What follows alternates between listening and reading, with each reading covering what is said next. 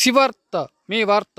అన్నమయ్య జిల్లా తమ్మలపల్లి మండలం పంచాలమర్రిలో వెలిసిన శ్రీ వావిల్చట్ల గంగమ్మ వారు దండుమారమ్మ వారికి సోమవారం ప్రత్యేక పూజలు నిర్వహించి భజన కార్యక్రమాన్ని ఏర్పాటు చేశారు. జల్లవాండ్లపల్లి విశ్వనాథ్ రెడ్డి కుమార్తె కల్పన, అల్లుడు రాజారెడ్డి ఆధ్వర్యంలో భజన కార్యక్రమం నిర్వహించారు. పంచాలమర్రి కళాకారిణి కుమారమ్మ వాయిల్చట్ల గంగమ్మపై చక్కని పాట.